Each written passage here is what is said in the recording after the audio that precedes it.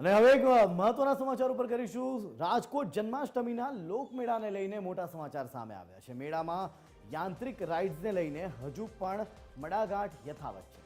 જિલ્લા કલેક્ટરનો રાઇડ સંચાલકોને સ્પષ્ટ નિર્દેશ. દરેક રાઇડ સંચાલકે એસઓપીનું કડક પાલન કરવાનું રહેશે. 10 જુલાઈ ફોર્મ સ્વીકારવાની અંતિમ તારીખ છે. જો ફોર્મ ભરવામાં નહીં આવે તો હવે મુદત વધારવામાં પણ નહીં આવે. ત્યારે ફાઉન્ડેશનને લઈને વૈકલ્પિક વ્યવસ્થા કરવાની માંગ પણ તંત્રએ ફગાવી દીધી છે. સાથે જ જો રાઇડ સંચાલકો ભાગ નહીં લે તો વૈકલ્પિક વ્યવસ્થા કરવામાં આવશેનું પણ કહેવામાં આવ્યું છે. અમારા દ્વારા આ લોકોને અપીલ કરવામાં આવી છે કે જે પણ પ્લોટ્સ જે હરાજી છે આમાં અત્યાર સુધીમાં નથી પાર્ટિસિપેશન થયું, તો પાર્ટિસિપેશન વિશે માહિતી આપવામાં આવી છે. અને હવે જે છેલ્લી ડેટ છે આ ડેટ ફાઇનલ રહેશે.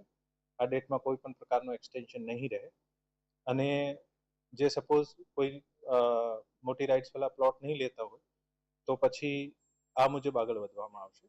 અને પ્લોટ લઈને એસઓપી મુજબ આ લોકો અપ્લાય કરે અને કાયદેસરની મંજૂરી લઈને આવશે તો પછી રાઇડ્સને અનુમતિ આપશે.